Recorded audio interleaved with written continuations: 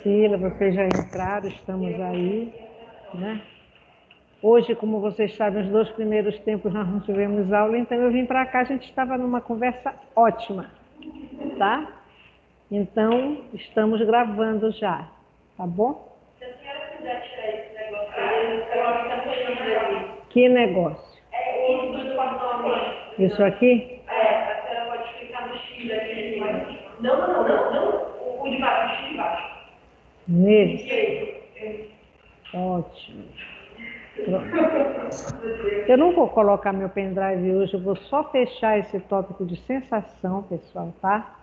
A gente vai comentar ainda um pouquinho essa questão das duas formas que não são suficientemente estudadas. Por que isso? Deixa eu explicar. Vocês sabem que a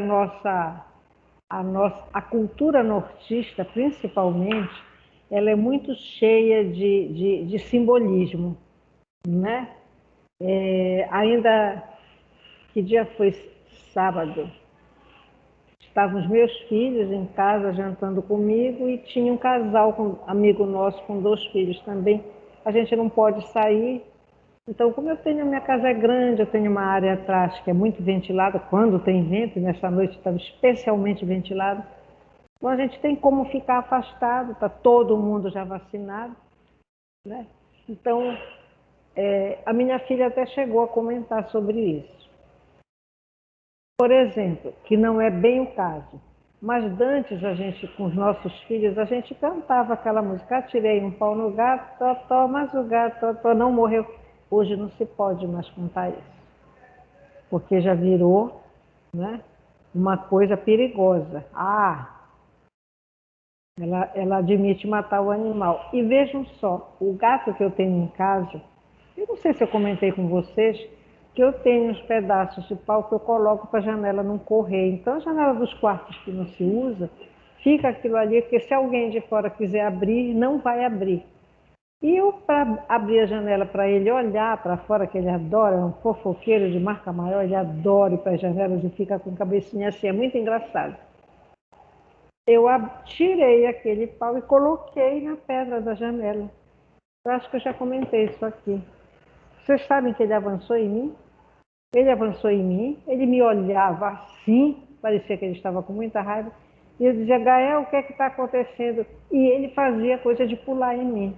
Então eu tenho a impressão que ele foi maltratado, porque logo que ele chegou, ele já está há 1 ano comigo, logo que ele chegou, ninguém podia pegar uma vassoura para varrer a casa que ele avançava, tá? Então eu acho que ele tem trauma realmente, é engraçado, né? Como o animal aprende a se defender, né? É o condicionamento, ele na verdade isso não é aprendizagem, isso é condicionamento, é diferente do humano. Edna, bom dia, Bom Edna. dia, Tudo professora. bem? Tudo Viu? bem, querido? Então, o que é que a gente vê? É que tem situações na nossa cultura que é uma cultura muito cheia de simbolismo, né? Então, essa questão dessas sensações intermediárias ou intermodais e essa outra forma não específica de sensibilidade da pele que nós falamos, como a fotossensibilidade da pele, que ele coloca como sendo a capacidade de percepção de matizes da pele pela mão ou pontas dos dedos. Vocês já ouviram falar em pessoas de mão verde, de dedo verde? Vocês nunca ouviram falar? Hein, Edna, você nunca ouviu falar em pessoas que têm os dedos verdes? Não, professora, sinceramente não. Seriam pessoas que tudo que planta pega. Em compensação, tem pessoas que não adianta cuidar de planta porque nada dá certo. Sabe? Como seria, a Fernanda está dizendo, dedo podre. Então, tem pessoas que tudo que toca parece que, como tinha a história do rei Midas, vira ouro. E aí ela participa bastante. As minhas filhas gostam também, só que elas levam as frutas para a mãe cuidar, porque visam a forma mole ou a forma. Exatamente. Entendeu? Então, já existia o que chamavam de. O que chamavam de. Tem uma palavra na língua portuguesa, mas chamavam de busão. Não era de ônibus grande, não, busão, ônibus grande. Seriam formas de pensar que as pessoas tinham e justificavam certas coisas. Por exemplo, é a mesma coisa que a Alexia está dizendo. Então, a tua avó entregava para as filhas, para as tuas tias, a planta linda, né? Elas levavam a planta, aí não ficava bonita na mão delas, aí voltava com a planta para a mãe cuidar.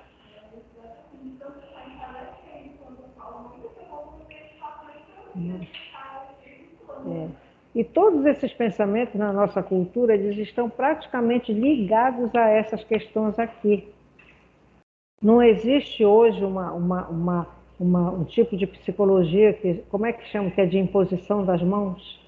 Tanto existe alguma coisa que não é ciência ainda, tá? Não é ciência. Mas, por exemplo, até no espiritismo, que queira ou não, a gente, quando estiver na clínica, pessoal, nós vamos ter que considerar a religião do nosso cliente, que poderá não ser a nossa. E poderá ser de outra cultura. Por exemplo, marcar atendimento com uma pessoa, né, de origem judaica, judia. A gente sabe que a partir de 6 da tarde de sexta-feira, o sábado eles guardam o sábado. Guardam mais o sábado que nós guardamos o domingo. Seria uma comparação, tá? Então são formas de pensar que já estão dentro daquelas pessoas que vivem aquela cultura. Só um minuto.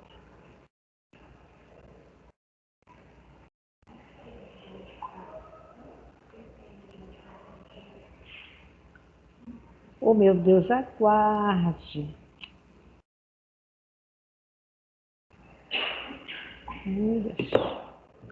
Ainda é o bendito acesso. Eu já avisei para ele que ela não está conseguindo. Tá certo?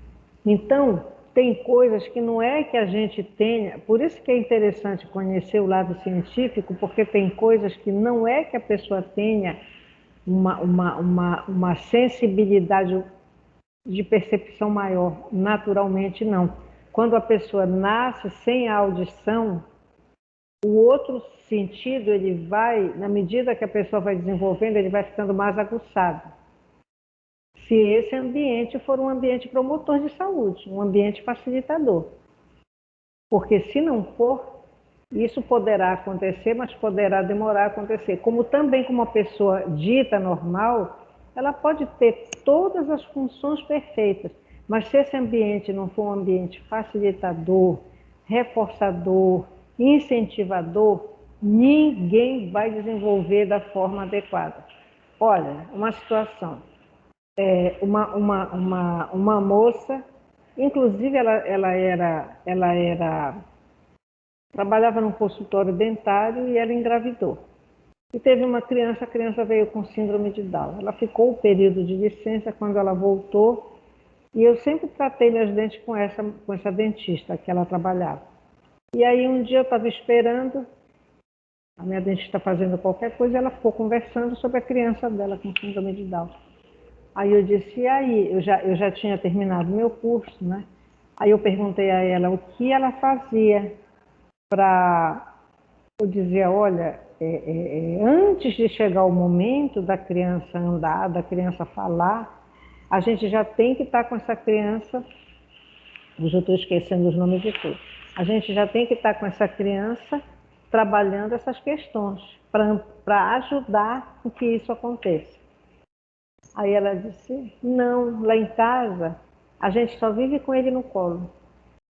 Então ela saía trabalhar, a mãe não permitia que a criança fosse para o chão. Porque a criança, para a mãe, era doente. Ela não era uma criança. Síndrome de Down é uma síndrome genética, ela não é uma doença.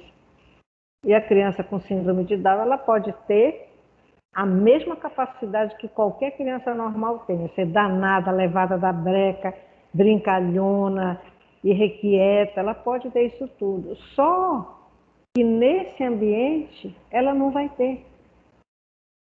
Porque ela não desenvolve, né, professora? Não desenvolve, Fica na mesma. porque priva a criança de estímulo, entendeu?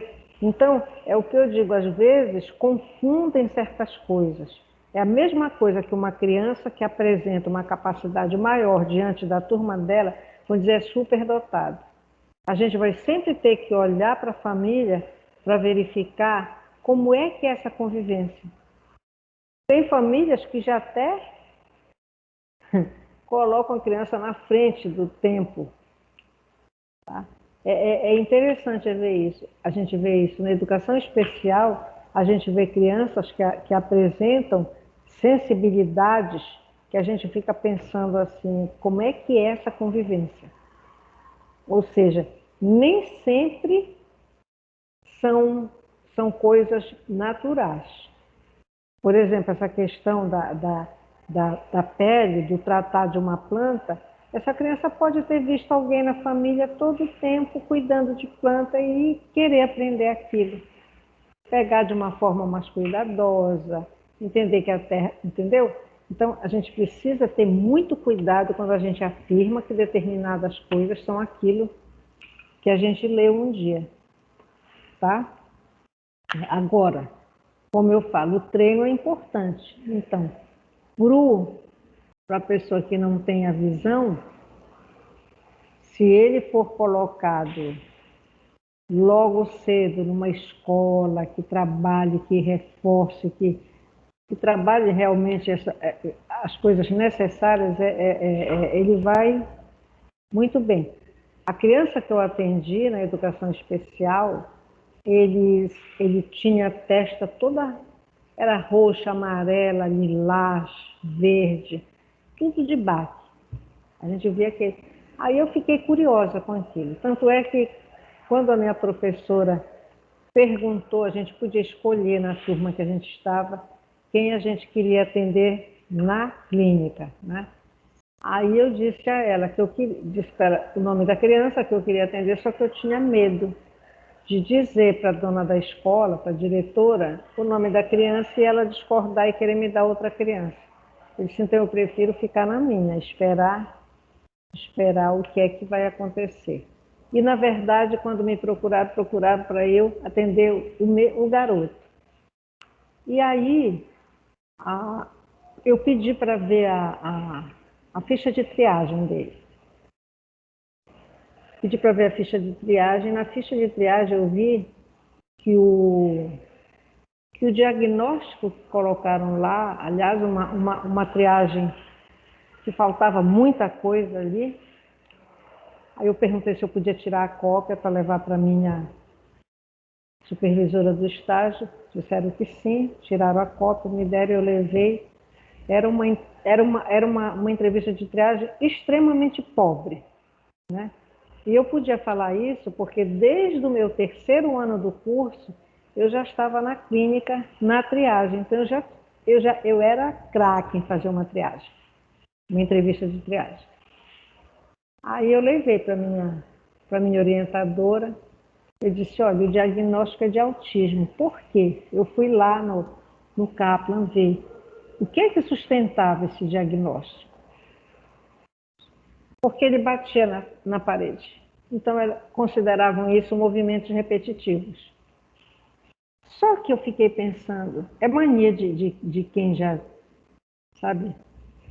Eu sou muito curiosa, não curiosa da vida alheia, não, mas curiosa de procurar saber o porquê das coisas. Aí eu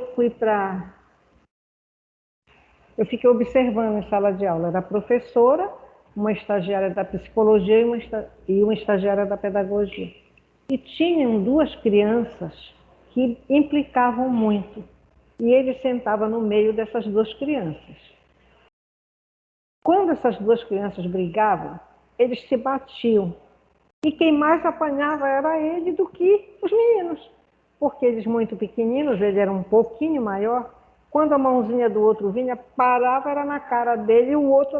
Então, e a professora não tomava conhecimento daquilo, né? Aí eu fiquei observando aquilo, não disse nada, tudo eu levava para a minha orientação, para a supervisão do estágio. Aí eu levei para ele, eu disse, olha, aí ele começava a chorar. E ele ficava aborrecido. E eu notava que depois disso ele chegava na parede tonto. Então a testa dele era toda marcada dele bater com a testa na parede.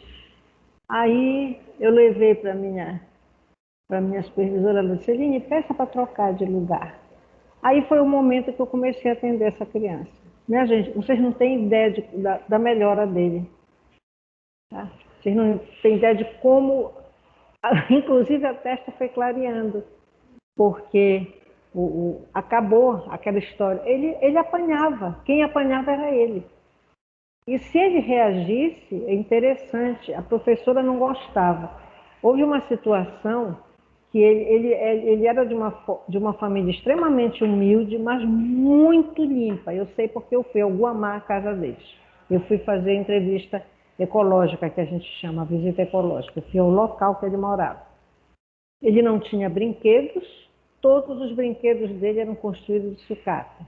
Carrinho era de caixinha de pasta de dente, as rodinhas ele mesmo fazia. E na madeira, a perna manca que sustentava as tábuas de madeira da casa dele, naquela perna manca ele colocava esses brinquedos, era tudo arrumadinho. E ele era uma criança muito limpa, muito cheirosa. A mãe dele era professora. Aí eu consegui que ele ficasse comigo para atendimento, né? E ele foi realmente muito bem durante todo o tempo que eu fiquei no curso.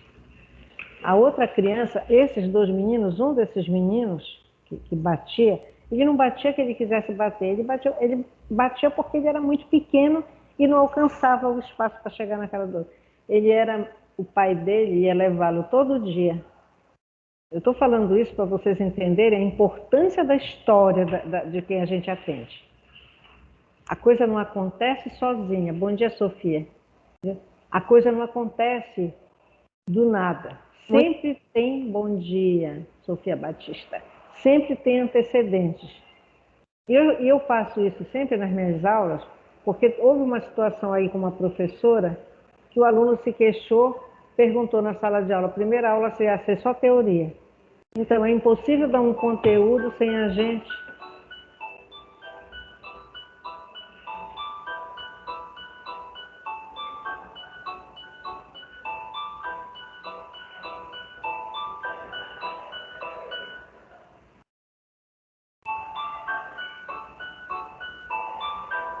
Deixa eu ver se é da São Pedro, pessoal.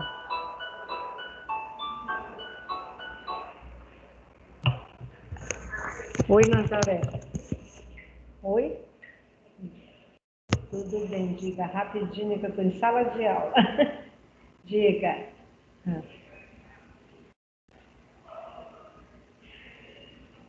Uhum. Tudo bem. Torre de Toledo, na João Balbo 200, às 18 horas, sábado. Tá, um beijo, obrigada, tchau, tchau. Gente, anotem aí, Torres de Toledo, na João Balbo 200, tá? Desculpa, tá? Pois é, então houve essa queixa de que era só teoria, teoria, teoria. Se eu coloco comentar alguma coisa, eu tenho que justificar para vocês por quê. Então vejam só, a diferença das crianças. Isso na mesma sala de crianças com necessidades educacionais especiais, no caso, né?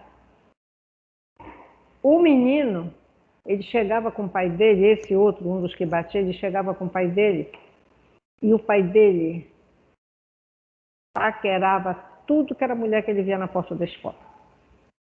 Ele entrava todo arrumadinho, parecia um homenzinho. E um dia ele virou-se para mim e disse, Eline, você conhece o meu pai? Eu disse, não. Ele disse, você não quer dar uma volta oh meu Deus, o carro dele era uma caminhonete, era até uma marca nova. Você não quer dar uma volta no carro do meu pai? É bonito. Aí eu disse, é? Aí ele disse, olha, o meu pai usa umas cuecas bonitas. Tá? Então vejam só, o mesmo jeito sedutor do pai dele, a criança já estava absorvendo. Então, provavelmente, aquela criança, se aquilo se mantiver, ele vai ser um menino que ele vai se achar no direito de mexer com quem ele quiser, seja nova, velha, casada, solteira, Vocês estão entendendo? Então, queira ou não, eu vou sempre reforçar a importância do ambiente. Agora, nós temos também que considerar as crenças pessoais. Tá? Essa questão do sexto sentido, como a gente falou, ele tem realmente, quando a pessoa tem um certo conhecimento, ou é séria, enfim, é importante, até porque, veja só, um dia quando vocês fizerem uma entrevista psiquiátrica, vocês vão ver, é só vocês procurarem o Kaplan na biblioteca, procurem entrevista psiquiátrica, vocês vão ver lá no último item da entrevista, sentimentos do terapeuta. Vocês já ouviram falar nisso alguma vez? Não? Vocês aí que estão na tela já ouviram falar nisso? Não, é o Kaplan, é o Manual de Psiquiatria. Manual de Psiquiatria, um livrão grande desse tamanho, parece uma bíblia zona. Antes ele tinha a capa preta, se eu não me engano, agora ele tem a capa branca. Lá embaixo, o último item é sentimentos do terapeuta. Tá? Então, é bom que a gente coloque essas coisas, eu acho, porque nós vamos ver que isso aí não é nada ligado a nada que eu aprendi lá não sei onde. Não, por quê? Se eu atendo uma pessoa, se eu entrevisto uma pessoa, faço uma entrevista de triagem, e aquela pessoa me deixa com pena, vocês poderiam dizer assim, mas ela já está, né, gostando dessa pessoa, vocês podem achar que é uma questão inadequada. Vocês, enquanto psicólogos, bom dia, que vocês, enquanto psicólogos, não podem sentir isso. E é importante. Sabe por quê? Porque o cliente deprimido ou depressivo, a gente sente pena dele. Agora, entrevistem uma pessoa, geralmente, tá? Vamos colocar sempre assim, uma pessoa que tenha uma... Como é que chama? Que tenha um problema mental, né? Seja no caminho da loucura, enfim. Ele deixa a gente com medo. Ele se manifesta de forma que a gente começa até a ter medo. Então, na entrevista, é importante que a gente coloque os nossos sentimentos. Lá embaixo tem esse item. E essa entrevista, ela não é da psicologia, ela é da medicina, da psiquiatria. Vocês entenderam? Então, a gente precisa saber que essas coisas são possíveis de acontecer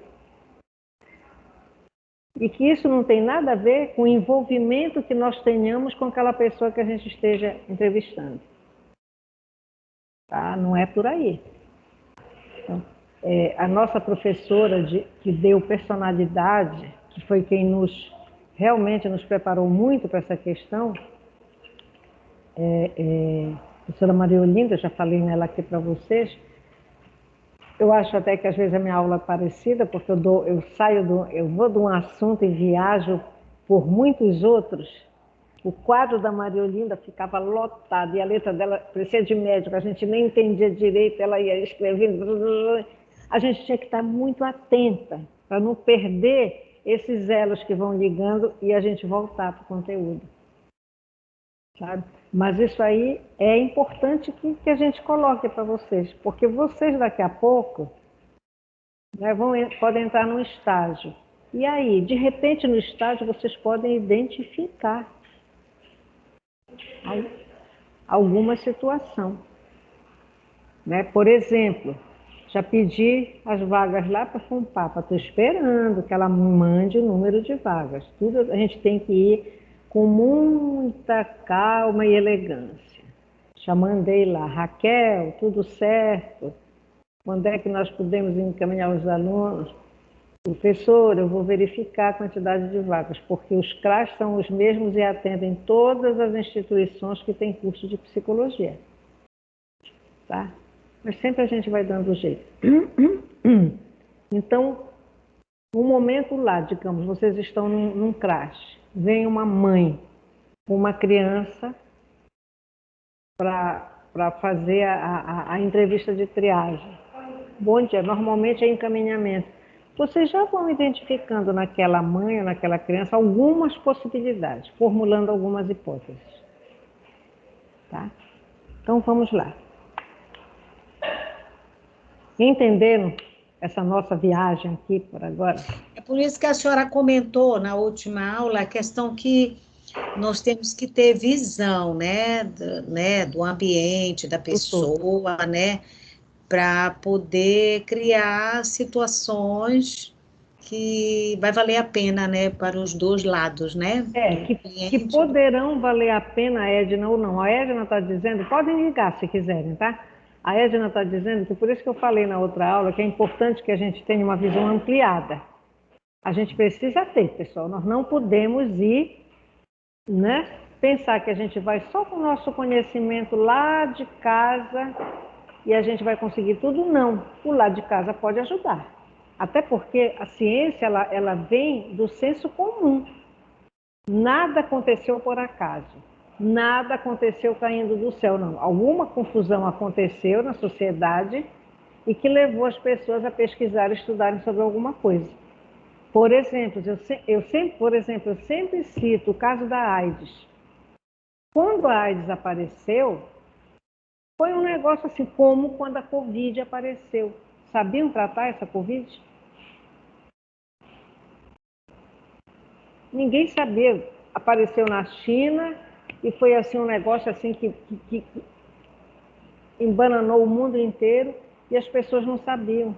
Eu ouvi um comentário assim, não estão sabendo o que fazer. Então, dão antibióticos, os mais fortes, resultado prejudica o rim. No início, a maioria, eu ouvi isso no local, a maioria dos que morrem por complicação renal, da carga pesada de antibiótico que dava. Quando a AIDS apareceu, foi a mesma coisa. Ninguém sabia o que era. Era uma síndrome, ou seja, o que é a síndrome? É um conjunto de sintomas. Não é um sintoma que seja um sintoma que conhecia, uma anemia, que vou tratar a anemia. Não. Apareceu um monte de coisa e tratar aquilo tudo como. E eu sempre remeto àquela questão da bandeira brasileira, né? Que está lá, nós aprendemos, parece que a gente tem que viver em harmonia. Ave Maria! Se a gente vivesse em harmonia, nem existia psicologia, porque a gente só cuida de pepino.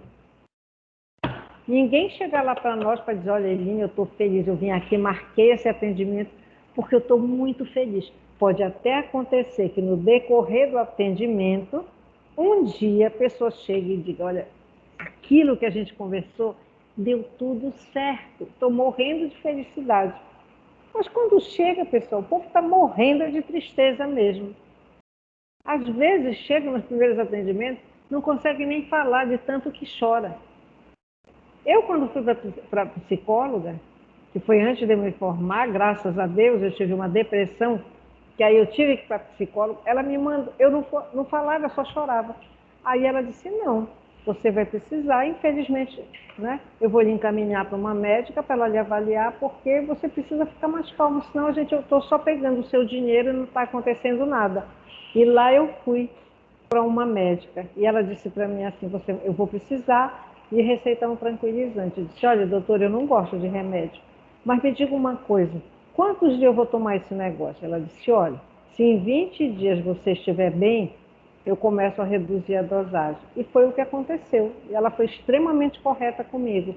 Eu mesma cheguei com ela e disse, olha, Neuzilu, eu já estou melhor, estou me sentindo melhor. Ela disse, então vamos agora começar a espaçar as doses, reduz a quantidade, espaçando as doses. Eu sei que em 15 dias eu já não estava mais tomando nada, né? Mas, primeiro tem que acontecer as coisas no social. Então a gente, para brasileiro, leu lá ordem e progresso. A gente acha que para a gente progredir tem que estar tudo em ordem. História é uma concepção positivista, vocês já viram isso, com certeza, no primeiro semestre. É uma concepção positivista. Tinha que ser. E quem é hoje que adota? Botam logo a bandeira lá, é mais os militares.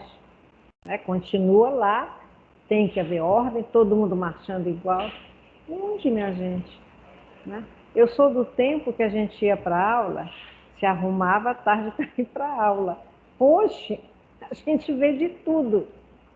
E não é só dos alunos, a gente vê até dos professores. Uma coisa que era mais comum na federal. Na federal, podia ir, naquele tempo que não se usava sandália japonesa, o professor já ia de bermuda, camiseta e sandália japonesa. Então, isso faz parte do avanço. Eu não estou aqui criticando, tá, pessoal? Não estou dizendo que é errado, não. Cada um se comporta da forma que aprendeu, que escolheu, né? Agora, às vezes, a gente precisa falar, não, nós na psicologia, nós precisamos em sinal de respeito, eu ainda acho assim, em sinal de respeito, imagina se eu vou atender uma pessoa, chego lá, tenho lá agora com essa história de tudo online, eu tenho lá uma rede que eu armei lá não sei onde, com a roupa que eu estou em casa, eu vou atender meu cliente? O que é isso? Eu acho que isso não cabe, né? E também pode, de repente, bater com a concepção de vida do cliente, da pessoa que eu estou atendendo. E que independe de ser nova ou ser velha, porque, olha, eu vou dizer uma coisa, eu já sou uma pessoa idosa, eu não me considero velha, não, eu acho que velha é um negócio assim já meio estragado. Mas eu sou idosa, mas que é isso? Eu procuro ser uma idosa cheirosa, limpa, arrumada, gostar de viver, né? Ter alegria na vida, enfim. Não vou ficar amarga só porque a vida do outro está amarga, não. Quem quiser amargar a sua vida, amargue sozinho, não me convide junto. A não ser que seja lá no consultório. Aí a minha obrigação é tudo bem, escutar o outro. Mas fora isso, não. Né? Então, vejam só, tudo que se estuda hoje, ele parte lá do senso comum. Se alguém na casa de vocês, uma pessoa que trabalha lá, conversar sobre alguma coisa com vocês, ela pode vir com uma concepção completamente da de vocês, mas escutem. Escutem, de repente, é uma forma até de trazer para a aula, né? Com algum professor, conversar, professor, aconteceu isso, assim, assim, conversar sobre aquilo. Porque nós estamos numa outra, eu acho que hoje ainda nós fazemos parte daquele 1% que tem a graça de estar numa instituição superior. Acho que não chega a 2%, não. E isso eu me baseio no estudo que houve do CNPq, quando eu estava no mestrado na Federal, que nós fomos para um seminário que fizeram lá naquele hotel, ainda era o Beira Rio. Era apenas 1% da população. Claro que com FIES pode ser que isso tenha subido um pouco mais, né? Mas não é fácil. Então, a gente tem que estar com o olhar da gente voltado para quem está mais necessitado. É onde a situação está pior. Mas também, olha a contradição. Nas classes mais altas tem mulher apanhando, tem pessoas sendo abusadas. Então a gente não pode esquecer isso. Complicado. Eu vou dizer uma coisa para você.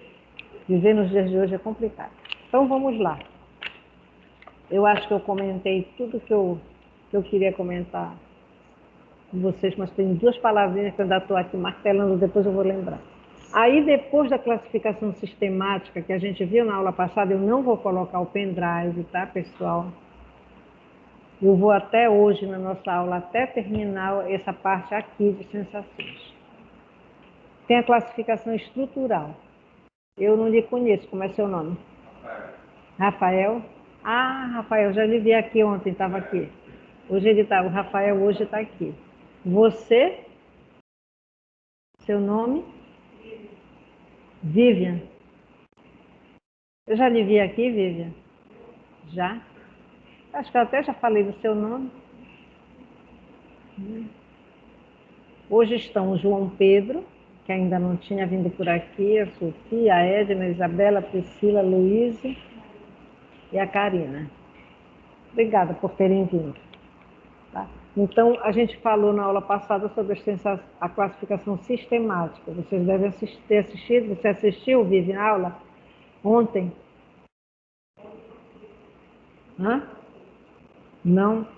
Ontem a gente terminou a classificação sistemática, né? Só para lhe situar. A gente, quando aprendeu lá no nosso curso Eu ainda sou do tempo de curso primário, vocês já são do tempo de curso fundamental, né?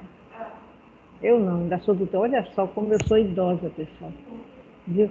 A gente só aprendeu os 5 sentidos, mas aí os estudiosos, e o Luria se inclui nesse grupo, né?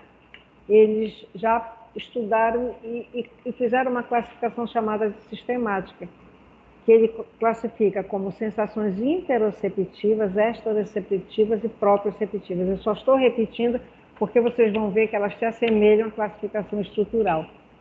Interoceptivas é porque nenhum daqueles sentidos dava conta de dizer como é que a gente sabia que eu estou com uma dor no estômago. Como é que a gente sabia? Hoje o povo todo usa tudo que é dor no estômago como dor no fígado, né? É um hábito aqui do paraense. O fígado que não dói, para o paraense dói. Os estudiosos dizem que o fígado não dói. Mas para o paraense não adianta dizer que não dói porque ele diz que dói. Então vamos respeitar o fígado do paraense, tá? Então vem o coração, o intestino, o estômago. Na proprioceptiva são aquelas sensações que a gente precisa para ter equilíbrio. Se eu vou andando de repente, essas borrachas, adoro engatar no meu sapato. De vez em quando eu saio assim, pelo corredor, quase despencando. Aí eu aviso, seu Franco, tem que colar a placa lá, não sei de onde, né?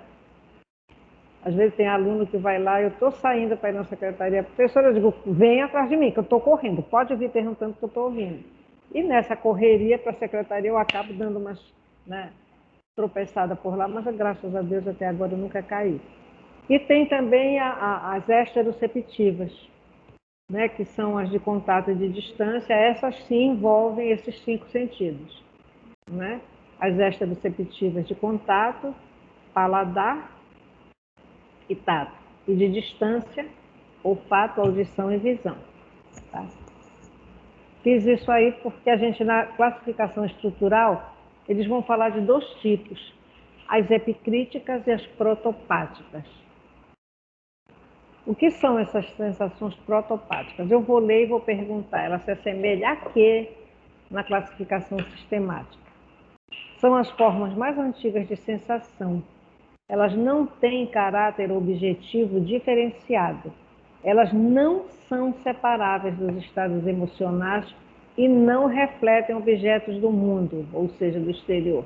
Esse tipo de sensação, ela se assemelha a qual da classificação sistemática?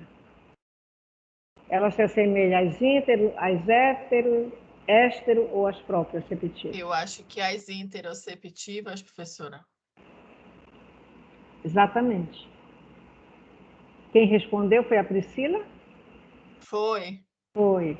A Priscila está dizendo que se assemelha às interoceptivas. Então, outros teóricos, que não vem ao caso aqui o nome deles, trouxeram essas sensações protopáticas, apenas elas, para falar desse mundo interno. Que, queira ou não, é uma das coisas mais importantes que a gente tem hoje.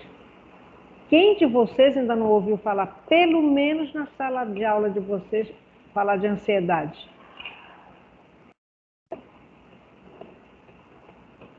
E o que é ansiedade? Dói onde? Ansiedade dói na cabeça?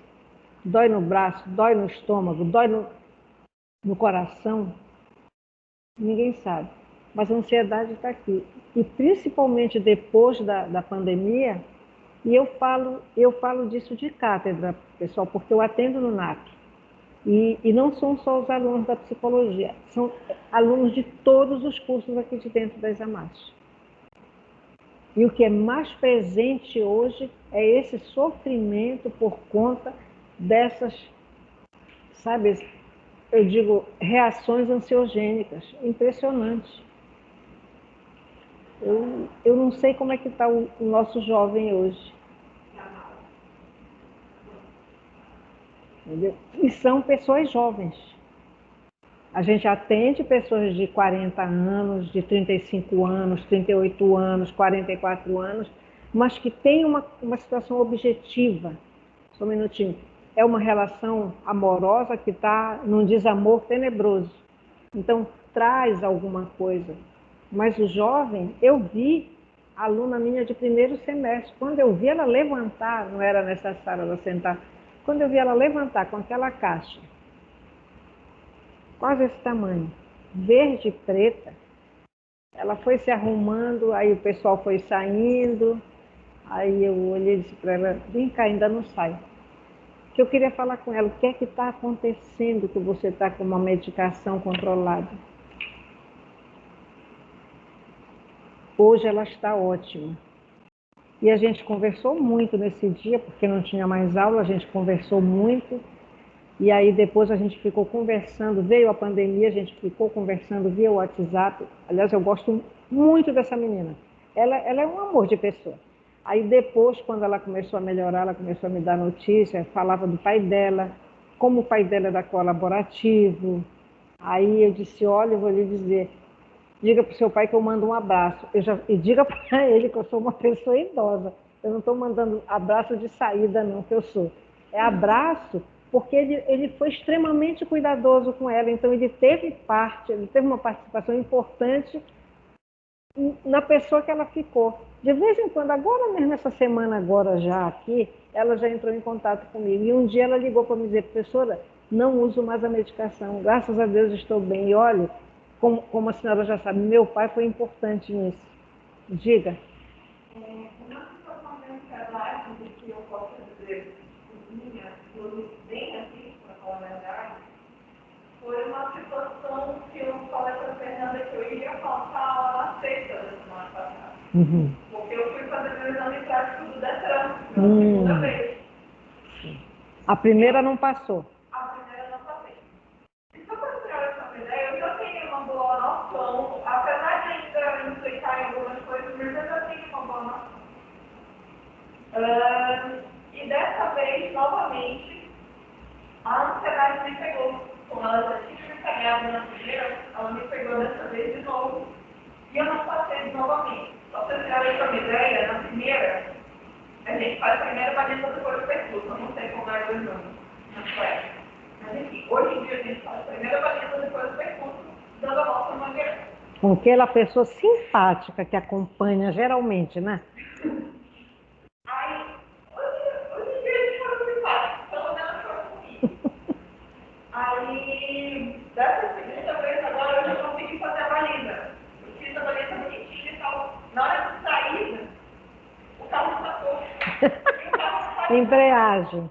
A colega de você está falando sobre ansiedade e um exame para tirar a carteira de motorista, tá? Só um instante. A minha perna, eu não sei se está em musculatura, que eu estava muito cansada ou não. Ou se Travou.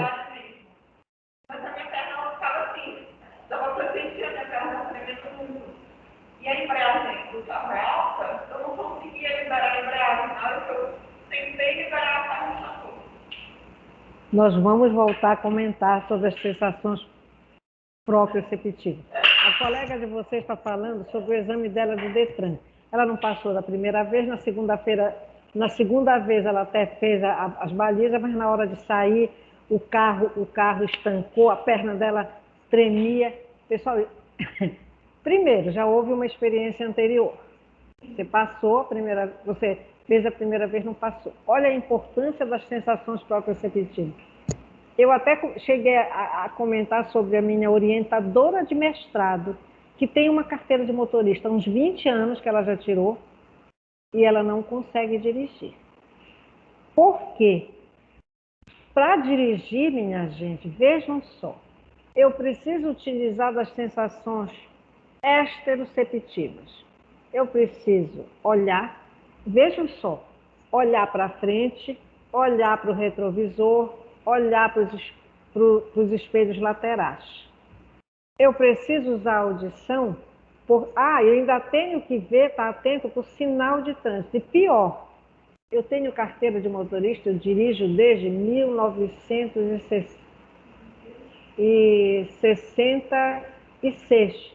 Eu nunca tive problema nenhum na minha carteira. Acho que agora veio uma multa, 4 pontos na carteira, porque eu passei numa daqueles controles de velocidade. Eu não vi, o pior é que eu sei onde foi, mas era tanta coisa ao redor, perto de Castanhal, aquele trânsito infernal ali de Castanhal, inclusive desviaram por não sei o quê. eu não vi. Hã? É engraçado porque muitos desses trabalhos eu tenho esse raciocínio, porque eu ando muito com a minha mãe, eu costumo receber essas coisas de informação, eles não fazem imperceptíveis. Então, ele chegou tão de repente que eu não vi. Então, vejam só, olha a quantidade de estímulos que nós temos ao redor para estar captando todas essas informações para estar enviando para o cérebro. Eu tenho que, voltando, eu tenho que olhar para frente, eu tenho que olhar para a sinalização, eu tenho que olhar para os espelhos, eu tenho que ouvir buzina, né? Enfim, eu tenho que ter o controle das sensações proprioceptivas quando eu sei que eu tenho que reduzir uma marcha, quando eu sei que eu tenho que, para fazer uma coisa qualquer, eu tenho que pisar na embreagem ou pisar no freio também um pouco para reduzir, fazer aquilo. Mas, gente, o nosso corpo inteirinho ele é exigido. E ela diz, e ela é uma pessoa que já tem pós-doc na Espanha. A criatura é uma craque. Ela ainda é professora da Federal. E ela diz para mim, Eline, eu não consigo. Eu saio com o instrutor, o professor dela, ela diz, eu não consigo, o carro para de andar. Então, nós não estamos falando de coisas bobas. Então, hoje existe a psicologia do trânsito. O maior craque em trânsito, o psicólogo, era Rose Straten, uma coisa assim. Ele morou em Belém, ele foi professor da UFPA, eu cheguei a assistir numa semana lá da psicologia, quando eu estava no mestrado, uma palestra dele. Vocês não têm ideia da quantidade de sinais de trânsito que existem no Brasil e que nós desconhecemos. Nós não sabemos que existem. Tá? Então, aí, por que existe essa psicologia? Porque é necessário, e essas informações são importantes. E aí, aliado a isso, quando você não consegue, né? Olha a ansiedade, olha o rebuliço que causa de repente no estômago da gente, olha o mal-estar, aí vem as interoceptivas acompanhando. É ruim você, o imagino dessa maneira pode estar marcado para determinado momento. Mas eu já tive essa percepção, tão no primeiro quanto no segundo, a gente faz 2 horas de conversação. Por exemplo, o meu primeiro exame, ele estava marcado para as 10. Eu fui fazer meio-dia e pouco. Esse último estava marcado para as 9. Eu fui fazer 11 e pouco. Eles não querem saber se você tomou café, se você está suficientemente alimentado para ir para lá. Você precisa de atenção. Se você não está alimentada, não vai ter atenção, porque você precisa alimentar essas benditas coisinhas que a gente tem chamado neurônio. E você precisa ter tido uma boa noite de sono, você não pode ter tido nenhum mal-estar na véspera. Está entendendo? E isso tudo é desconsiderado. Nada disso é considerado. Cara, chega, você é uma máquina, tem que sentar. Eu disse um desses dias, até para um aluno, eu disse, por favor, eu não sou máquina. Eu recebo 100 WhatsApp pedindo coisa. Querer que eu responda, atenda tudinho só porque ele mandou? Que te acha de psicólogo vai ser? Vocês sabem tudo o que aconteceu na plataforma, dificuldade de entrada na plataforma. E eu, professora, por que não viram isso antes? Eu disse, simplesmente porque mês de julho é férias dos professores. No Brasil inteirinho. Como? Dormindo mal, gente, tive uma coisa, porque eu tive crise de ansiedade no meu relacionamento antigo. Baixa só um instantinho para eu te entender melhor, diga. Não, a gente mesmo não pode ter essa atitude de controlar. A ansiedade que você diz. Porque eu tive crise no meu relacionamento antigo. E eu mesmo não tive a capacidade de chegar e falar, não é assim. Porque eu mesmo estava me facilitando outras histórias com a família. Então, se eu fosse ficar depositar pensamentos e coisas, eu ia ficar pior. E o que me ajudou muito foi academia, foi trabalho, sair, eu comecei a sair mais. Acho que a colega de vocês está perguntando, ela teve um problema também de ansiedade, e perguntando se isso não é possível ser controlado pela pessoa. Ela conseguiu. E ela conseguiu de uma forma muito habilidosa. Você o que fez? Foi para a academia. A atividade física, ela produz substâncias que nos dão prazer.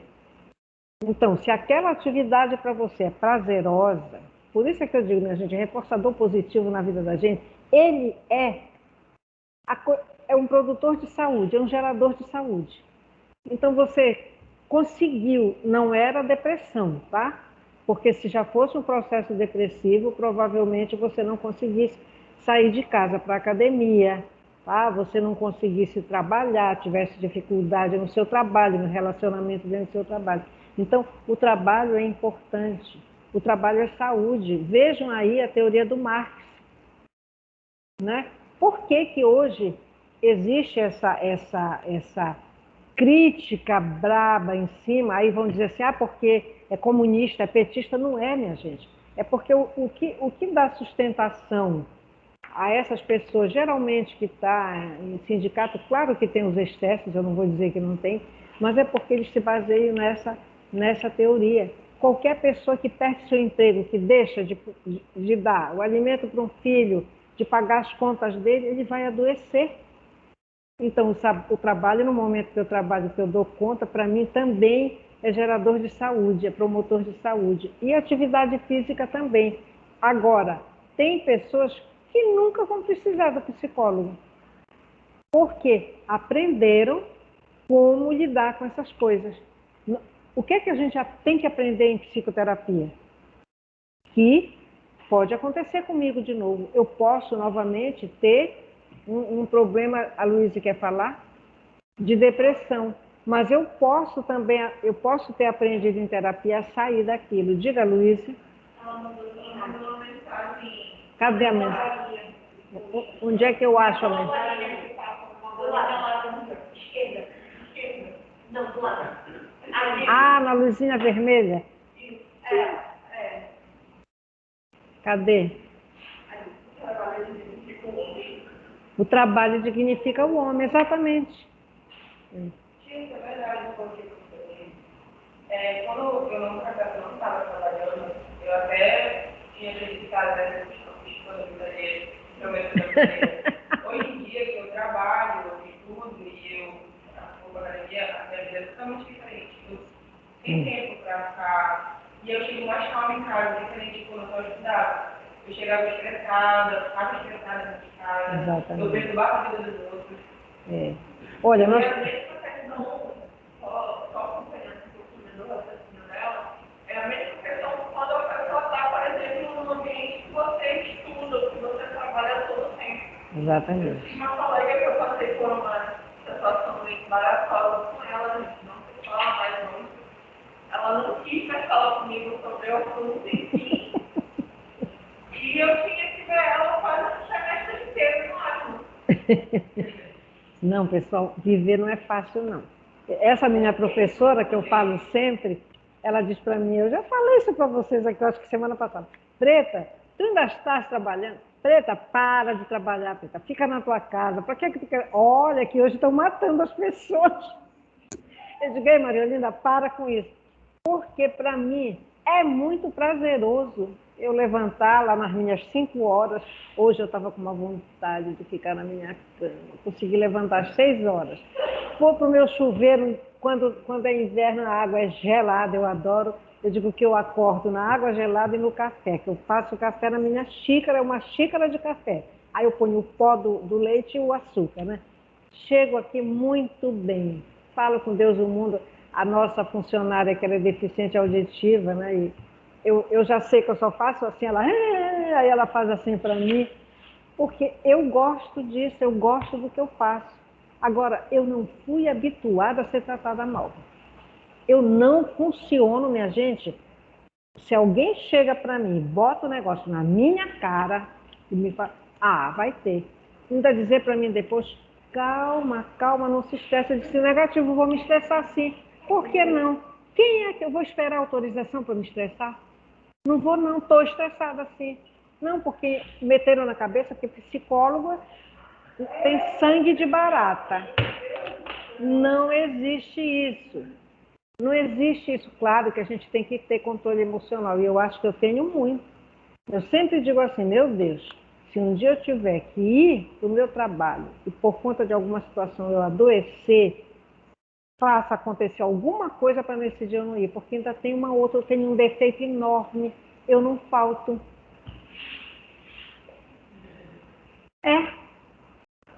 Eu não falto, eu não sei faltar, porque é prazeroso eu sair de casa. Então, o trabalho realmente é uma das formas, e depois tem um detalhe.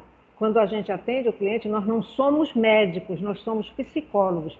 Nós temos que olhar para a vida do nosso cliente, por quê? Para ver como ela está. E, dependendo de como ela estiver, a gente poder sugerir, jogar, sabe aquela sementinha lá? Você já pensou em fazer tal coisa? Você gosta disso? Você já pensou? Nós não precisamos dizer para ele, olha, você vai ter que entrar numa academia. Não, de jeito nenhum. A gente põe a sementinha lá, aí ela fica olhando para a cara da gente. Quando é na outra semana, ou 15 dias depois, ela chega e diz assim, Eline, eu fiquei pensando naquilo. Sabe que eu fui ver? Isso aconteceu comigo na minha alta da terapia. Ela chegou para mim e disse, olha, você está ótima. Vamos pensar em parar? Eu disse, não, eu não quero parar, está muito bom. Nem fala nisso ainda. Olha, eu já estava 2 anos e meio com ela, né? 15 dias depois, aí eu fiquei pensando naquilo. Por que a gente faz uma sessão semanal? Porque, minha gente, fica pensando. Não adianta. Não sai da nossa cabecinha. 15 dias depois eu cheguei para ela e disse, sabe, Cleide, acho que você tem razão. A gente já pode pensar em parar. Mas vamos fazendo isso devagar? Ela disse, tudo bem. E aos poucos nós fomos espaçando. Continuou uma semana, depois passou para 15 dias. Se eu precisasse, eu ia novamente na outra semana, enfim. E foi feito de uma forma lenta e gradual. O problema da sociedade hoje é que tudo tem que acontecer para o mês passado.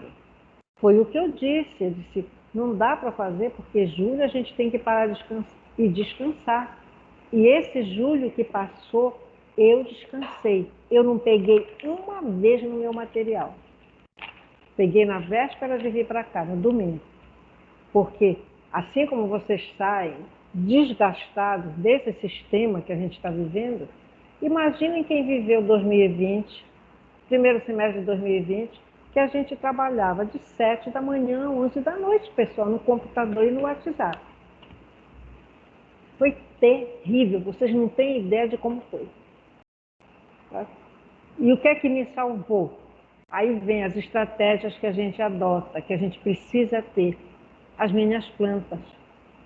Eu trabalho numa mesa que fica de frente com um jardinzinho que eu tenho, que é o meu quintal, e eu comecei a olhar e dizer, puxa vida, minhas plantas estão sofrendo. Né? Porque foi acabando o semestre, ainda chovia, mas parava, dava... Aliás, no meio do semestre, isso foi... A gente parou em março, 18 de março, maio já começou a fazer muito calor, aí eu disse, não, eu preciso dar uma paradinha, e eu comecei a fazer isso. Almoçava, ia lá, tirava a planta seca, sábado eu ia, comprava terra, colocava terra. Quando acabou o ano, vocês não têm ideia de como elas estavam lindas. Então foi muito mais prazeroso eu estar no computador, olhando elas bonitas, cheias de flor, do que antes. Então foi o que me ajudou, porque eu não ia para lugar nenhum. Eu passei não sei quantos meses dentro de casa, nem supermercado. Meus filhos compravam, deixavam no pátio de casa. No pátio de casa já estava tudo que era borrifador de álcool, eu borrifava álcool em tudo que era sacola, que uma amiga minha, ela pegou e ela não ia para o supermercado, então o médico achou que pudesse ser sacola de supermercado contaminada. Aí já tinha um balde lá com água sanitária, eu tirava aquelas sacolas, mergulhava no balde com sanitário, tornava a borrifar nas contas, eu colocava para dentro. Meus filhos ficaram sem entrar na minha casa. Olha, já até perdi a noção da conta de meses. Ninguém entrava calçada, eles chegavam na porta, ali no pátio logo, tinha um pano com sanitária, já deixava o sapato lá. Foi extremamente trabalhoso. Foi uma fase muito trabalhosa para todos nós. Bom dia, tá? Então, vejam só, essas sensações, a gente tem que saber, tem que aprender porque vocês vão ver, vocês estão numa atividade lá, e aí, se quiser desligar, quem quiser pode desligar, tá? Sem problema. É o tal do ar aqui que congela, tá? Então, vamos lá. Então, as sensações interoceptivas são o exemplo mais próximo da sensibilidade protopática, que é essa classificação que a gente viu agora. Mas lembrem sempre que nós, quando funcionamos, nós funcionamos como um todo. Nós, quando chegamos na clínica, nós não chegamos só com um problema, nós chegamos toda com a nossa vida, com a nossa família, o nosso problema, o nosso tudo. Então, é preciso que a gente, E tem um detalhe, não pensem que vocês na clínica vão ser fantásticos naquela sessão e vai acontecer tudo às mil maravilhas. Não. Pode acabar a sessão, vocês dizerem assim, puxa vida, eu precisava ter pedido que ele falasse mais sobre aquilo e eu não fiz. Nós não somos essas coisas fantásticas, maravilhosas, não. O negócio é que na próxima sessão a gente pode arranjar um momento para retornar aquilo lá que para nós não ficou bem claro, tá? E se ele trouxe aquela situação, é porque a situação era importante para ele. Então, não nos preocupemos tanto com o planejamento da próxima sessão. Vocês vão ver, a gente até planeja, mas quebra a cara, porque naquela semana já aconteceu tanta tragédia que ele já vem com uma outra dor, um outro sofrimento. Aí, bem, então a gente vai para as sensações epicríticas. São tipos superiores de sensação que não têm caráter subjetivo. Estão separados dos estados emocionais. Refletem as coisas objetivas do mundo exterior. E estão bem mais próximos dos processos, dos complexos processos intelectuais. Ele coloca as sensações epicríticas mais próximas das sensações visuais. Por quê, né? Também faz parte desses complexos processos intelectuais. Mas, gente, tudo que nós vemos entra no nosso cérebro, né? Essa sensação, esse estímulo, ele entra e nos faz pensar em alguma coisa, nos devolve algum tipo de informação. A gente vê um filme, quantas vezes a gente vê o filme e vê uma cena, eu sou terrível para fazer isso. Minha gente, é como se eu saísse do filme e viajasse para uma outra situação que eu vivi. Nunca aconteceu isso com vocês? E aula? Quando o professor fala de uma coisa, aí aquela coisa vai e nos remete a outra coisa, daqui a 2 minutinhos a gente não sabe mais o que o professor falou. Acontece. Né? Então, dizer que vocês estão me olhando, vocês estão sabendo tudo que eu estou falando, não acontece, não. Inclusive, a Gestalt, ela tem um mecanismo de defesa, que vocês vão ver a Gestalt. O Pius, ele é dissidente do Freud. Quando ele cria a Gestalt, né, a Gestalt terapia, ele vai buscar os teóricos que vão trazer a fundamentação para a psicologia da Gestalt, mas ele coloca um mecanismo de defesa interessante, mas eu hoje estou terrível. Eu vou anotar isso tudinho que eu tenho que trazer para vocês. É um mecanismo de defesa que ele diz assim, como se a gente estivesse num teatro. Eu estou lá, eu estou vendo tudinho, eu estou vendo vocês aqui, mas de repente é como se eu não estivesse vivendo essa situação aqui, é como se eu estivesse num teatro e vocês aí estivessem no palco. Tá? Então é como se a gente se retirasse. Prestem atenção nesse mecanismo de defesa, porque a gente usa isso dentro da casa da gente. Tem momentos lá, quem tem irmão que briga, que discute, que não sei o quê, é como se a gente se retirasse e só ficasse de espectador. Então é possível. A fantasia, o que é a fantasia? Alguma coisa, né, que a professora Eline comentou e que de repente, puxa, me leva àquela situação que às vezes eu até crio, mas é bom para a gente. O que não é bom é a gente viver nela. Não dá para fantasiar todo o tempo. Eu, por exemplo, eu nunca fantasio essa saída da Examacho. Quando eu saio à tarde daqui, eu olho para um lado e olho para o outro, porque um dia desse um molecão que fica por aí, de vez em quando ele some, ele aparece, quase que eu invado o carro de porta fechada, porque eu só atravessei a rua, esperei os carros passarem.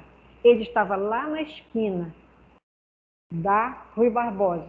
Vocês acreditam que quando eu entro no carro, que eu sento e bato a porta, ele bateu no vidro do carro e eu tenho um pavor dele porque ele cheira cola, não sei o que ele usa. Pois ele chegou ao mesmo tempo. Então ninguém sabe, tem que olhar muito vocês quando saírem para ver esses carros, para ver se não tem ninguém por aí no meio dos carros. Eu vi que ele atravessou para o lado da coisa de carro, lá da concessionária. Pois ele chegou de lá no mesmo tempo que eu consegui chegar no carro do lado de lá, né? Então, tem momentos que não dá para sair, atravessar a rua pensando naquilo que foi bonito. Não, a gente tem que... Mas é possível. Então eles vão dizer que no funcionamento de quase todos os órgãos dos sentidos, existem elementos tanto protopáticos como epicríticos. É porque nós nos comportamos de uma forma integral, né? Eu tenho muita preocupação quando eu vejo alguém que está começando a atender e só falar no bendito do sintoma. Eu digo, o que é isso? Nós somos muito mais que um sintoma. Eu posso dizer que eu levantar sem vontade pode até ser um sintoma, que eu queria mesmo era estar na minha cama naquele horário ainda. Mas o pior é que eu não consigo ficar. Interessante que eu não consigo ficar, né? Agora a gente acaba aprendendo e o nosso organismo aprende. A gente não consegue. Tem pessoas que dizem assim, depois que eu comecei a trabalhar, né, eu até quero nas minhas férias acordar tarde, mas eu não consigo, eu só acordo naquela hora de sair. Posso até pegar no sono depois, mas aquela hora eu acordo, né? Então, isso. Assim, mesmo sem querer, sei lá, minha aula, por exemplo, hoje é 9h10. Mas eu acordei pelas 6h30 da manhã. Não é? Exatamente. O nosso organismo vai se adaptando. E nós temos, graças a Deus, né, essa capacidade de adaptação. Porque vejam só, na vida, a Edna falou lá atrás agora, que faz parte do desenvolvimento. O desenvolvimento, ele não é um mero um processo natural, não. Ele exige adaptação. Uma criança, um bebê, no tempo que a gente vive agora, a mãe tem a licença de 4 meses, mas um dia ela tem que voltar. O bebê ele vai manifestar. A gente começa a ensinar para ele que ele está com saudade da mamãe. Se a avó fica, coitadinha do meu netinho, está com saudade da mãe dele. Olha o que nós estamos ensinando, o conceito de saudade, né? Daqui a pouco, esse menino vai crescendo, chega a hora de ir para a escola. Aí quem sai já é ele. Aí é a mãe que vai sentir, puxa, será que meu filho está bem? E a criança sai de casa para ir para um lugar que é estranho para ele. Primeiro dia que meu primeiro filho foi para o colégio, no Moderninho, ele entrou, eu estava achando que ele ia ficar, tchau mãe, não. Entrou e pegou a reta. Eu voltei para o carro, me sentei, chorei, que foi um horror. Porque eu digo, ele não está sentindo falta de mim. E eu até então eu não trabalhava, só ficava em casa. Daqui a pouco, entra a adolescência, né? Aí as coisas hoje estão mais difíceis. A gente não tem controle, a gente fala muito no controle, principalmente na análise do comportamento, porque nós estamos submetidos a controle. Vocês precisam de uma nota para ser promovidos para o próximo semestre. Isso é controle. Existe um outro tipo de controle? A gente pode reclamar de prova, pessoal. Eu acho que a prova não prova nada, realmente. Agora, com esse sistema de coisa, aí eu digo que as provas são como é que eu chamo? Eu digo que é uma prova coletiva, não é cola, ela é coletiva. Porque vocês estão se comunicando pelo WhatsApp. Lá para trás, no primeiro semestre de 2020, já Uma aluna disse, professora, ele não fez a prova, ele deu a senha dele para a namorada fazer. Então, é. Hã? Né? Então, eu, quando fiz meu mestrado em métodos de ensino, principalmente prova objetiva, o pessoal não prova nada. Que na prova objetiva vocês têm 5 opções. Se vocês estudaram, tudo bem, vão lá e marcam a correta. Se não estudaram, estão em sala de aula, que é diferente de estar fazendo, né, na plataforma. Na plataforma vocês têm os livros disponíveis, tem material, vocês podem consultar, até porque não tem tempo para terminar. A primeira e a segunda verificação ainda tem os 2 tempos de aula, mas quando chega numa segunda chamada, numa verificação final, ficava o quê? 24 horas no ar. E vocês acreditam que ainda tinha aluno que perdia a prova. Ainda tinha gente que ferrava a forma de fazer a prova. Eu cheguei para a senhora, acho que no segundo semestre, terceiro semestre, com gente que errava a forma de como fazer a prova. Eu ficava, meu Deus do céu. Viu? E aí eu digo que é de consulta coletiva. Eu não digo que é cola, não. E aí, então, quando a gente faz, o que é que os estudiosos dizem sobre a prova objetiva? É que a gente pode escolher por seleção ou por exclusão.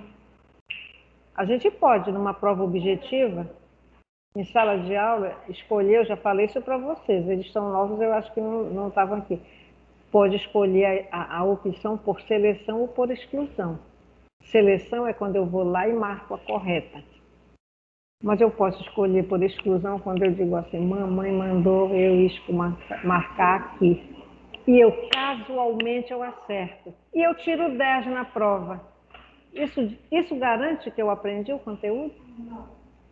Então é por isso que eles criticam. Prova objetiva, pessoal, é um pecado hoje.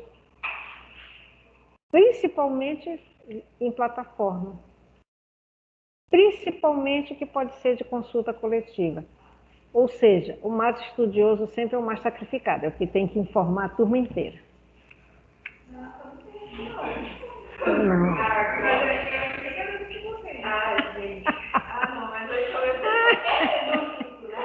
Mas já teve caso. Não, olha, já teve caso.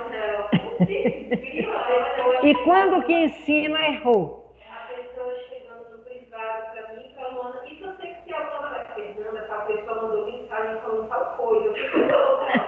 Só que eu digo, a Luana é um policial bom, eu sou policial mal. Eu chego pra pessoa e falo, mano, toma vergonha na cara. A Luana não é Fernanda. Ela falou, calma, eu não, ela tá Fernanda, chega, uma 10 mensagens assim, tirando a cor do pessoal, eu falo, amiga, calma. Senta, respira, eu vou falar sobre o assunto dele.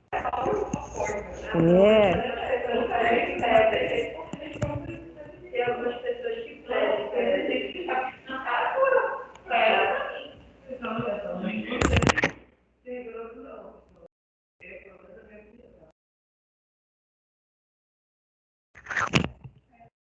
Agora. Não visualiza nas contas e quantas vezes. Agora. Me sai mal, toda todo mundo mal, não existe. Agora eu vou dizer uma coisa, nada disso que a gente, né, até às vezes brinca, isso não acontece naturalmente na vida da gente. Não significa dizer que o viver muito, fazer aniversário, que alguns não fazem, né? Mas tem gente aí que eu estou para chegar nos 100 anos e a criatura não passa dos 50, mas tudo bem. Mas isso é um processo. E vai depender de como a gente estiver no momento. Ninguém tem obrigação de nada. Eu acho que na vida, a gente entendendo que eu não tenho obrigação, eu faço porque eu tenho compromisso, né? Porque eu não quero... Eu não concordo, mas eu tive problema na Alana com uma chefe de turma que era extremamente autoritária. E se ela se candidatou, porque ela chegou e falou, olha, eu quero ser chefe de turma, ela tem que entender que ela estava numa sala com 40 alunos. Cada pessoa tem um jeito, tem uma convivência. Justamente. Então, não é motivo. A gente, no âmbito profissional, que nós somos psicólogos, você vão lidar com cada pessoa, que se vocês forem tratar com ignorância, vocês vão... Não E é. aí ela fez então, eu concordo, eu espero de coração que... Não, chega. E a gente Sabe que eu... A gente chega no grupo, muitas vezes, perdão.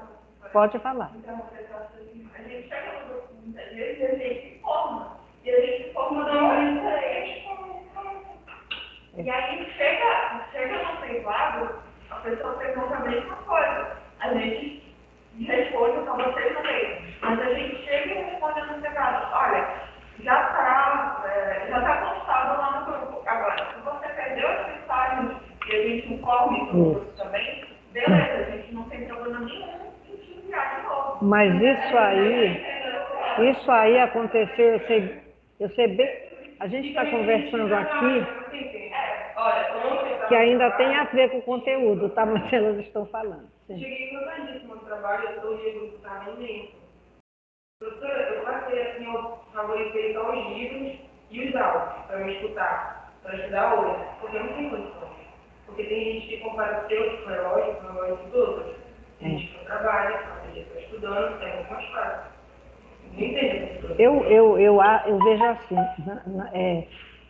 as pessoas às vezes não têm muito cuidado, carregam tudo lá de casa para fora.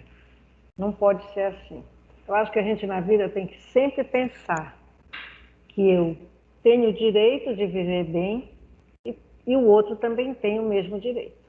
Agora, tem pessoas autoritárias e que não notam que são autoritárias.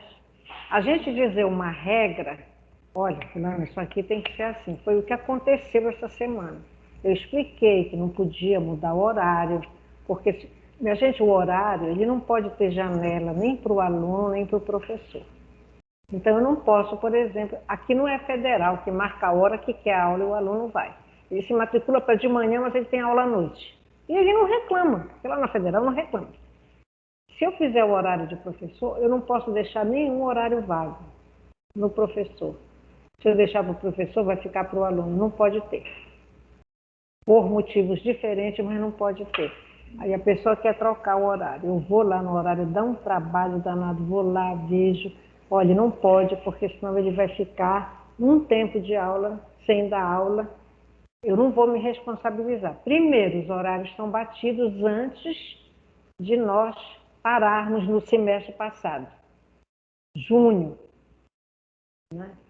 Ah, professora, então não dá para a professora tal?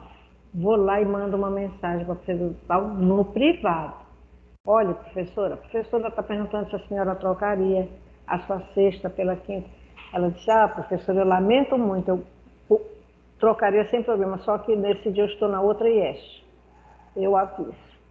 Quando é no outro dia, ela vem, olha, professora, o professor disse que não tem problema que ele troca, mas tem problema, pessoal, porque o horário que o professor assina é o horário que diz que o professor estava presente, é esse que vai para São Pedro.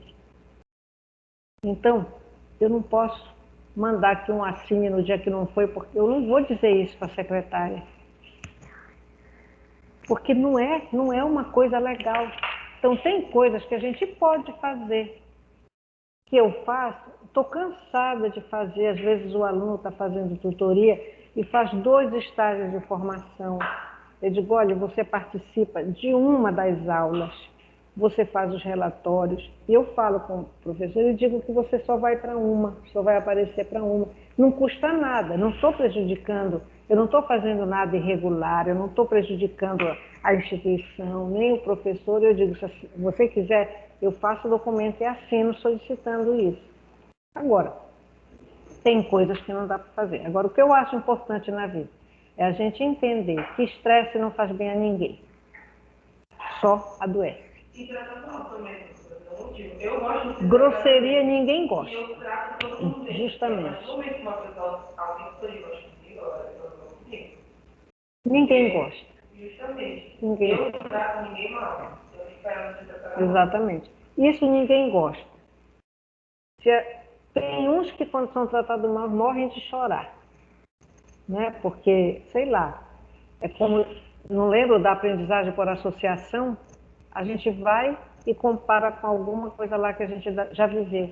Nós somos, eu vou sempre dizer para vocês, o ser humano não é que ele seja problemático, ele aprendeu daquela forma.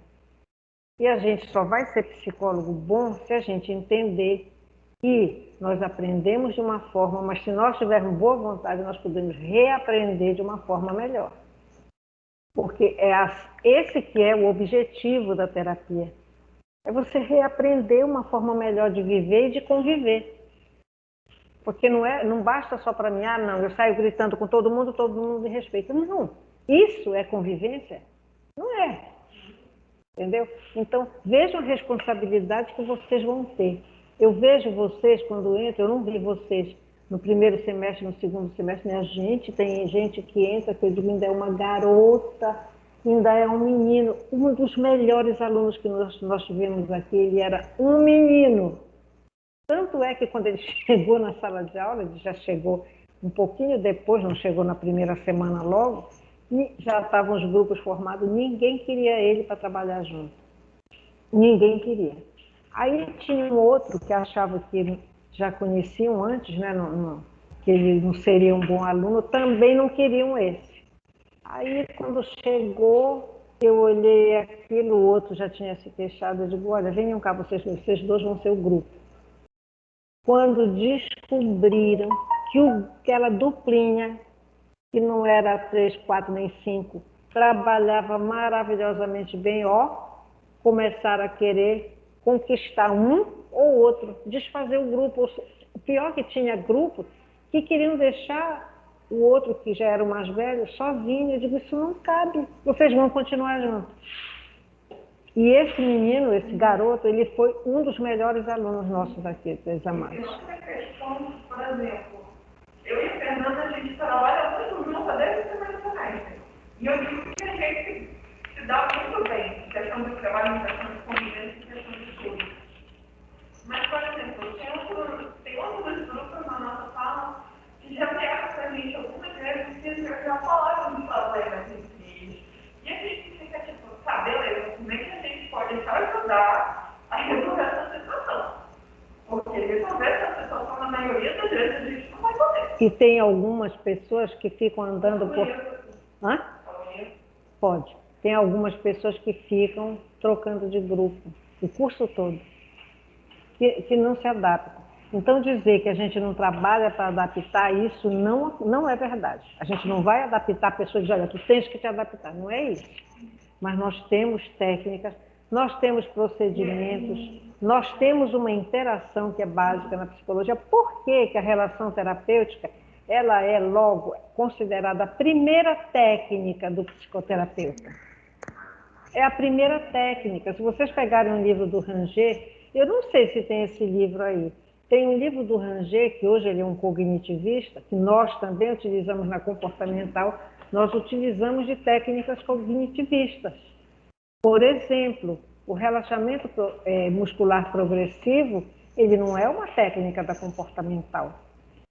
Ele é uma técnica cognitivista. Volpe, Bandura são os teóricos que criaram, mas que funcionam. Diga. Eu digo que, tipo assim, a maioria das vezes a gente é dupla, eu e a Fernanda, mas cada dia a gente fazer assim o grupo mesmo. Eu digo que a gente pega a individualidade de cada um, assim, na maioria das vezes, e a gente procura colocar assim, o que cada um tem de melhor, para agregar no grupo, no final das contas, ou no trio, ou na dupla, enfim. E a gente pega e faz o melhor que a gente pode daí. Olha, aqui a Luíse disse que na UFA tudo é seminário, criação de vídeo e mapa mental. Eu acho interessante essa questão de mapa mental, porque hoje, na verdade, não chamam mapa mental. Tem uma nova estratégia de ensino que fala nos mapas, não sei se são conceituais, é uma coisa assim, inclusive eu dava até essa disciplina na educação física, que raramente tem questionário. Apesar de trabalhoso, eu aprendo mais apresentando o trabalho. Por que, Luísa, que pode acontecer isso? Porque quando a diferença grande é quando a gente prepara o trabalho, quando vocês participam da preparação daquele trabalho, que vocês consultam o material, vocês têm oportunidade já de aprender. É diferente, a gente estava comentando aqui, as meninas, os meninos, sobre a questão do grupo, do trabalho em grupo. É muito complicado, porque às vezes tem 5 pessoas no grupo, uma pessoa não apareceu, não compareceu, não fez nada e não vai saber apresentar o trabalho.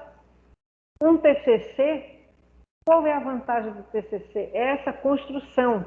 Você vem do TCC 1, você entra no TCC 2, você construiu o trabalho, você esteve presente, você leu, você participou, você conversou com a sua parceira de trabalho. Agora, chegar e não fazer nada, não vai saber.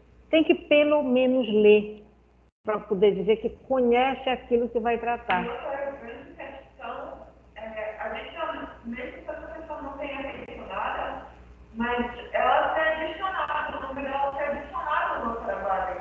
E a gente fica tipo, essa pessoa não fez nada, mas ela vai ganhar ponto. Às vezes, em seminário, a pessoa só sabe da sua famosa parte.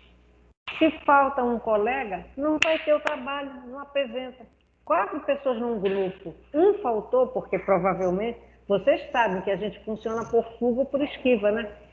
Então é muito comum eu não querer fazer a prova no dia da prova, eu fujo da prova, porque eu não estudei. Então esses conceitos todos, dessas abordagens, elas são muito facilmente identificáveis na prática da gente, tá? A fuga e a esquiva, eu posso, a esquiva o que é, né? Não, eu nunca vivi aquilo, então eu não vou, porque eu não tenho informação. Eu ainda não me deparei com estímulo aversivo, eu evito. A esquiva é a evitação, a fuga não. Eu já sei que eu não estudei outra vez, eu tirei 2 na prova. Então eu não vou fazer essa prova, vou deixar para a segunda chamada, para quando eu estudar. Entendeu? Então a gente fala sempre, a fuga e a esquiva parece que é um negócio do fim do mundo. Não é, a gente usa isso. Por exemplo, a gente é convidado para um lugar, vocês decoraram o negócio que a minha amiga passou aqui? Então, daqui a pouco eu não sei. Eu já tenho um para ir na sexta, tu não sabe. O jantar de sexta-feira foi uma delícia. Viu? Então, não adianta a gente querer pensar em decorar esses conceitos. Todo mundo acha o Skinner complicado. Eu acho o Skinner fácil da gente enxergar no nosso cotidiano. Eu acho muito fácil. Tá? Claro que hoje ele já se estuda, mas, por exemplo, não tem mais, hoje quando a gente vê uma disciplina que tem clínica de bases comportamental cognitiva, houve um tempo lá para trás, e Maria, que comportamentalista não se entendia com cognitivista. Mas de muito tempo para cá, não. A gente utiliza, por exemplo, no pânico. O pânico, se você pegar o roteiro de trabalho, o procedimento que o Ranger coloca no livro dele, é muito provável que em 3 meses seu cliente esteja muito bem, se ele fizer aquilo direitinho. Mas tem todas as orientações. Então, essa questão do relaxamento para diminuir a ansiedade, essa técnica, é muito interessante. E nós não podemos continuar nos formando em psicólogos fazendo divisão, cada um no seu quadrado. Não dá. Porque um ajuda o outro. Agora, claro que lá nós não vamos aprender, sair daqui sabendo trabalhar com todas as abordagens. Não vamos sair. Nós temos que escolher uma para trabalhar com aquela e fazer o melhor que a gente puder. Tá? Agora, é complicado. A relação, essa interação entre as pessoas, que é tão falada, como não sei o quê, não é uma coisa fácil, não. Porque cada um aqui é uma pessoa diferente. Olha só, vocês vão dizer, essa professora Eline então é a mais diferente, porque é a mais velha. Eu não tenho problema nenhum com a minha idade. Quem quiser me achar velha, que eu acho, eu pelo contrário, eu olho e digo assim, meu Deus do céu, eu ainda tenho uma pele muito boa, porque aquela criatura ali é nova e está toda engelhada. Né? Por quê? Agora, querer ficar achando tudo ruim, parece que está tudo... Não dá. Nós temos que nos preparar para sermos psicólogos, mas nós sermos psicólogos saudáveis. No momento que eu entender que eu estou tendo muito estresse, eu já tenho muito estresse, né? mas que eu não sinto mais prazer, a gente está na hora de eu pedir as contas. Está na hora de eu chegar até ele mesmo, já de professora Elinha, melhor senhora para sua casa. Agora, o que eu gosto mesmo da sala de aula, eu gosto, porque eu acho que na sala de aula, eu pelo menos, eu procuro me colocar nas aulas de uma forma que eu não chegue aqui e vire mera repetição do que está escrito no livro. Porque se não tivesse, a gente não associar isso, o que está acontecendo, e se eu também não lembrar que vocês também são pessoas que estão passando por muitas dificuldades, como nós também passamos, o que é isso? Eu estou ensinando que relação, que interação eu estou ensinando? Eu vou ser um psicólogo dono do poder? Ah, eu sei tudo? Não. Vocês trazem um horror de coisa aqui e sabem muito mais do que eu. E que eu acho que essa riqueza, né, vocês que estão aqui na plataforma, vocês não estão entendendo como eles participam, por isso que eu paro de vez em quando. E é isso que faz com que a gente construa uma relação adequada. Eu não entendo estudar como alguma coisa, preocupada, eu não aprendi, está complicado, não me deu meus slides, não. Tá aqui, quem quiser meus slides, eu vou colocar. Aliás, esse material todo já deve estar, não sei se vocês já viram. Tá? Então, se você preferir o livro, tá, Fernanda, eu deixo, mas você não esquece de me devolver, porque eu estou agora descobrindo que eu empresto meus livros e não me devolvo. Tá? Então, tá aqui, você leva se você quiser. Eu já passei para o meu genro as fotos todas, para passar para a plataforma. Agora, esse material, se ele já postou ontem, já está na plataforma, se não, está entrando, tá, pessoal? Esse material de sensação. E está aqui impresso, se você quiser levar dos slides para copiar. Para tirar foto. Se você quiser, depois também me devolve. E aqui são os planos que eu corrigi aquela parte que estava com... Deixa eu ver onde eu botei. Não acredito que eu não trouxe. Eu acho que eu não entreguei o plano de aulas, não foi? Eu acho que eu só lhe entreguei o plano de ensino. Não, está aqui. A única coisa que tem na plataforma é o link que eu tinha. Legal. É o link do... Só o link do Teams para acessar as aulas. É? Ah, não, então ele ainda não postou. Não, ainda não postou, tá? Olha, pegue os planos, se alguém quiser copiar, copia, mas também já passei para ele. Eu lhe dei, eu acho que o de ensino. Deus. Só que você lembra que a disciplina aqui estava desenvolvimento? Aí esse aqui está direitinho. Só. Eu risquei. Só me leve que está bonitinho, é melhor. Meninas, um bom dia para vocês. Tchau, tchau. Eu adoro chegar da minha aula, mas eu gosto muito de ir muito além do que simplesmente o conteúdo fala, porque eu acho que a gente tem que, tá? Tem que interagir, né, professora? Tem que interagir, tem que falar mesmo na nossa... Eu tinha uma professora no passado que ela dizia assim, uma das frases que me marcou, uma pessoa já da terceira idade, uma professora... Como eu, né? Eu acho que eu já estou até na quarta, Edna. Não. Aí ela, não tem esse negócio de idade, tem, né, o que está dentro, né, professor, o que está dentro, né? E ela disse assim na turma, quem é que sabe mais aqui? Aí todo mundo ficou quieto. Bora, respondam, quem é que sabe mais aqui? Aí a professora, ninguém respondeu, ela disse, claro que sou eu, porque eu tenho mais idade, eu tenho mais experiência, muita coisa para passar para vocês. E eu achei no momento aquilo, assim, de uma postura até saudável, né? Não é assim, mas ela falou assim de uma maneira bem assim à vontade, alegre, tudo, né? Mas pensando bem, a pessoa da terceira idade, sábia, professor, mestre, doutor, ela tem muito o que contar, né? Com as suas experiências e as suas práticas, né? Eu acho que... Espera aí um instantinho. Sim, Edna. É A isso Edna aí. está dizendo que ela teve uma professora que um dia ela perguntou na sala de aula assim, quem é que sabe mais? E ninguém respondeu, ela disse, claro que quem sabe mais sou eu. Mas onde, rapaz? O que é isso? Eu posso A falar da minha professora que vida, Edna, mas respondeu, eu né? não vou Foi a poder falar. professora. Né? Claro que da minha experiência, do que eu vivi até hoje enquanto psicóloga, eu posso falar. Né? Mas o que vocês estão vivendo é um momento de vida que é só de vocês. Agora que eu estava dizendo, olha, uma amiga minha liga e diz, olha, ela fez aniversário dia 10, vai ter um happy hour para mim no sábado na casa da filha dela, da Isabela. Foi esse lugar que anotaram e já botou aqui, a Fernanda, foi a Luana que botou. Mas vocês falam muito melhor de vocês, só quem fala são vocês. As experiências que vocês estão vivendo são de vocês. Cada um com a sua individualidade, né? Exatamente, com a sua individualidade. Não tem essa história de saber mais. Não existe mais exatamente, dono do poder. verdade. Vocês veem, a medicina era quem sabia tudo, né? Hoje, quantas pessoas tem que ter numa equipe médica? Vocês sabem onde o psicólogo está?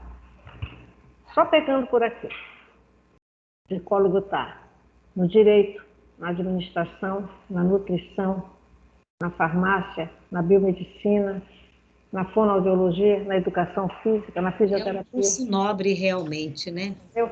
Então, aqui, quando chega começo de semestre, começa. Eu digo, olha, minha gente, não vão precisar de professor, psicólogo, porque só lembro quando já está lá, não sei o que, quando já preparei o horário, e nós, na psicologia, nós temos 69 disciplinas. Nós temos 19 professores. E eu tenho que arranjar professor para todos esses cursos, e que batam com o nosso horário. Entendeu? Porque isso, o curso de licenciatura de vocês, que é junto com o bacharelado, abre esse leque. Abre esse leque. É pesado? É. Tá? Hã? Tá em todas, isso mesmo. Beijo, crianças. Tchau, que eles querem lanchar. Estão doidos? Estão morrendo de fome. Beijo, beijo. Até quarta, tá? Tchau, professora. Bom resto de semana. Obrigada, igualmente para vocês. Se divirtam, mas cuidado com os cuidados. Né?